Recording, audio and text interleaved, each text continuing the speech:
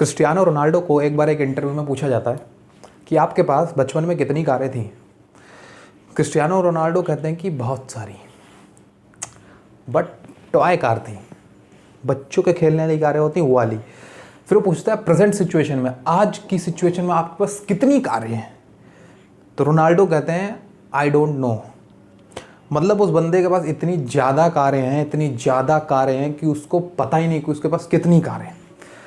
आज की सिचुएशन में रोनाल्डो अरबों के बंगले में रहते हैं और करोड़ों की गाड़ियों से सफ़र करते हैं, और प्रेजेंट सिचुएशन में वो फुटबॉल के सबसे महंगे खिलाड़ी हैं। लेकिन कहते हैं ना कि हर इंसान का समय होता है, जब समय अच्छा होता है तब वो अरबों के बंगले में करोड़ों की गाड़ियों में घूमता है, और जब समय ख़राब होता है तब उसके पास चलने के लिए चप्पल भी नहीं होती पैर में पहनने के लिए। क्रिस्टियानो रोनाल्डो के साथ भी ऐसा ही था। क्रिस्टियानो रोनाल्डो बचपन में टीन शेड के मकान में रहते थे और आज उनके पास अरबों का बंगला है। तो चलो समझते हैं कि ये टीन शेड के मकान से या अरबों के बंगले तक का सफ़र था कैसा। आइए शुरू से जानते हैं कि ये कौन है क्रिस्टियानो रोनाल्डो और क्या इस बंदे ने करके दिखाया है। क्रिस्टियानो रोनाल्डो का जन्म पुर्तगाल में हुआ। उनके पिता नगर निगम में एक माली के रूप में काम करते थे, मतलब पेड़ों की देखभाल किया करते थे। क्रिस्टियानो को बचपन से ही फुटबॉल में बहुत इंटरेस्ट था और बहुत ही छोटी उम्र से उसने फुटबॉल खेलना स्टार्ट कर दिया था। अप्रॉक्स आप मान सकते हैं 5 to 6 ईयर्स के जब वो थे तब उन्होंने फुटबॉल खेलना स्टार्ट कर दिया था। रोनाल्डो को बचपन में उनकी माँ क्राई बेबी बुलाती थी, मतलब ऐसा लड़का जो बात बात पे रोता है, क्योंकि जब भी रोनाल्डो मैच खेलने जाते थे या मैच हार जाते थे या मैच में अच्छा प्रदर्शन नहीं कर पाते थे, गोल नहीं कर पाते थे, तो वो वहीं पे ग्राउंड में रोने लगते थे और बहुत रोते थे। इसीलिए उनकी मदर जो है बचपन में उनको क्राई बेबी बुलाया करती थी। और उनके जो दोस्त होते थे, जो उनके साथ में जो लोग खेलते थे, कभी कभी वो भी मजाक मजाक में क्रिस्टियानो को क्राई बेबी के नाम से बुलाया करते। अब क्या था कि क्रिस्टियानो रोनाल्डो का जो करियर था बहुत बढ़िया चल रहा था, बहुत फ्लो में चल रहा था, और उनको अप्रॉक्स 8 साल की उम्र से ही अलग अलग जगह से ऑफ़र आने लगे थे मैच खेलने के लिए। लेकिन कहते हैं ना कि कभी कभी कुछ लाइफ में हमारी ऐसी चीज़ें हो जाती है जो हमारे पैशन को, हमारी जो ताकत होती है, हम जो करना चाहते हैं उसको रोकने का प्रयास करते हैं। ऐसा ही कुछ क्रिस्टियानो रोनाल्डो के साथ हुआ। उनका करियर बहुत बढ़िया चल रहा था, तब उनको अचानक से पता चला कि उनको हार्ट की प्रॉब्लम है। अब आप समझ सकते हैं एक ऐसा खेल जिसमें आपको हार्ट की बहुत ज़्यादा ज़रूरत है, आपका हार्ट मजबूत है ना, बहुत ज़रूरी है दौड़ने भागने का काम, और उस इंसान को हार्ट में ही दिक्कत हो गई। अब करियर थोड़ा सा रुक गया था, तेज भागती हुई जो गाड़ी थी वो रुक चुकी थी।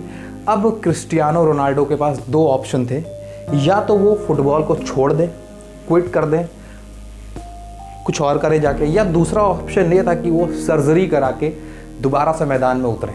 अब सर्जरी में क्या था, सर्जरी में रिस्क था।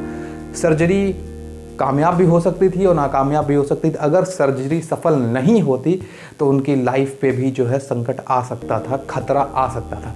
अब वो क्या करते हैं, 2 ऑप्शन है। अब यही सिचुएशन होती है कि इंसान को एक डिसीजन लेना पड़ता है कि आपको अपना पैशन चाहिए या आपको एक साधारण लाइफ। तो इस सिचुएशन में जिस भी इंसान ने सही निर्णय लिया वही इंसान बना है। आपकी सबकी लाइफ में ऐसा होता है कि कभी ना कोई ऐसा सिचुएशन जरूर आती है जहाँ पे आपको एक डिसीजन लेना पड़ता है। अब वो डिसीजन तय करता है कि आप आगे जाओगे या आप वहीं पर रुकोगे। रोनाल्डो ने डिसीजन लिया कि मुझे सर्जरी करानी है, भले ही इसका परिणाम कुछ भी हो, भले वो सफल हो या ना हो, पर मैं अपने पैशन को नहीं छोड़ सकता, मैं फुटबॉल खेलना नहीं छोड़ सकता, भले ही मुझे सर्जरी करानी पड़े। क्रिस्टियानो ने वहाँ पे ये डिसीजन लिया कि मुझे सर्जरी करानी है। सर्जरी हुई और उनकी किस्मत बहुत बढ़िया थी, वो सर्जरी पूरी तरीके से सफल हुई। उनकी सर्जरी सफल होने के बाद क्रिस्टियानो के अंदर एक नई उम्मीद जगी और वो एक नई ऊर्जा के साथ, नई ताकत के साथ ग्राउंड पे उतरे। और ये आप सोच चुके थे कि यार ये जो प्रॉब्लम मैं झेल के आया हूँ ना, अब इसके बाद मुझे नहीं रुकना है, इसके बाद अब मैं रुक नहीं सकता। अब मुझे वो चीज़ें करनी है जो इतिहास में किसी ने नहीं करी। और बस वो अपने खेल के लिए लग गए, जी जान से, पूरी ताकत से लग गए। लेकिन तभी उनके साथ अचानक से एक और ट्रेजेडी हुई जिसने उसकी लाइफ को डीपली अफेक्ट किया। अब वो ट्रेजेडी ये थी कि क्रिस्टियानो के फादर की डेथ हो गई थी। बहुत ज़्यादा शराब पीने की वजह से उनकी डेथ हो गई थी।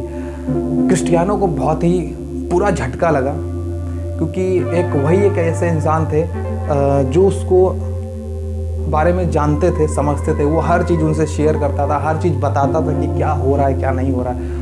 और ऐसे इंसान का उसकी लाइफ से अचानक से चला जाना, अचानक से लाइफ अच्छी कट रही थी। अब आपको पता होगा किसी के फादर की अगर अचानक से ऐसे डेथ हो जाए तो उसके ऊपर आर्थिक संकट थोड़ा सा बढ़ जाता है। तो क्रिस्टियानो के साथ भी यही हुआ।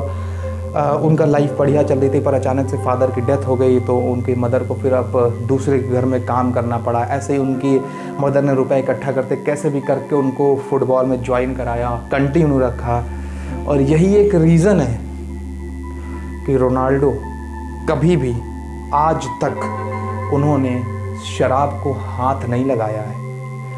और मैं भी आप सबसे यही एक गुजारिश करना चाहूँगा, एक रिक्वेस्ट करना चाहूँगा कि आप लोग भी अगर कुछ ऐसा कर रहे हैं तो प्लीज़ एक बार ज़रूर अपनी फैमिली के बारे में सोच लीजिएगा कि उनके साथ क्या हो सकता है।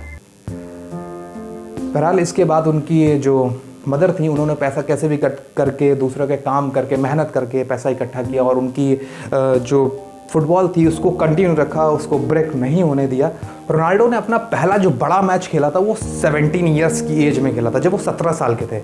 और उस मैच में उन्होंने इतना बढ़िया कमाल करके दिखाया, बहुत बढ़िया मैच खेला था। वहीं पे एलेक्स फर्गसन ने उनको मैनचेस्टर यूनाइटेड के लिए साइन कर लिया था। उसी खेल को देख के, इतना ज़बरदस्त खेल खेला था उसमें, उसी खेल को देख के मैनचेस्टर यूनाइटेड के लिए उन्होंने उसको साइन कर लिया था। और उस समय इस डील के लिए उनको $17 मिलियन दिए गए थे। किसी भी युवा खिलाड़ी को दी जाने वाली ये अभी तक की सबसे बड़ी रकम थी।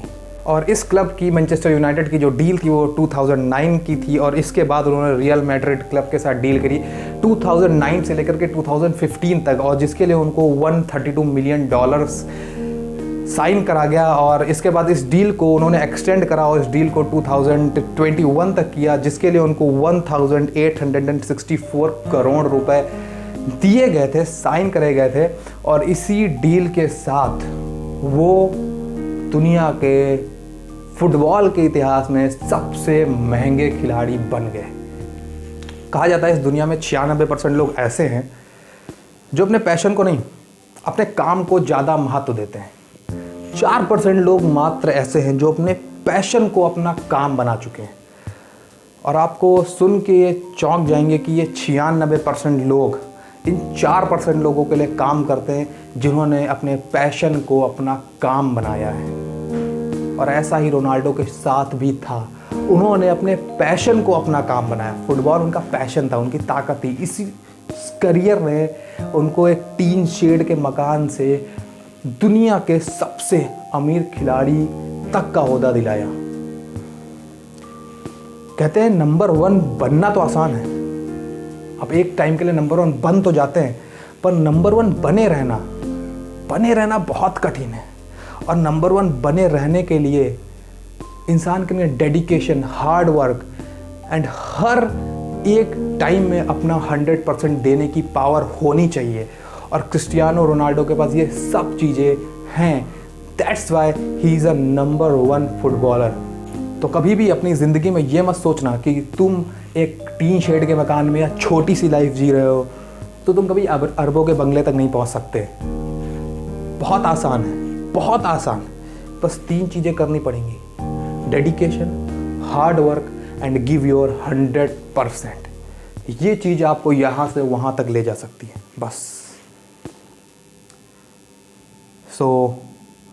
अगर आपने वीडियो को एंड तक देखा है तो चैनल को सब्सक्राइब जरूर कर दीजिएगा, क्योंकि आपको ऐसी ही बहुत ज़बरदस्त मोटिवेशनल वीडियोस टाइप लगातार आती रहेंगी। अगर आपने नहीं किया तो आप उन वीडियो से मिस हो जाएंगे। और हाँ, सब्सक्राइब कर दिया तो नोटिफिकेशन का बेल ज़रूर बजा दीजिएगा, ऑन कर दीजिएगा, क्योंकि आपको मेरी वीडियो की नोटिफिकेशन सबसे पहले मिल जाएगी।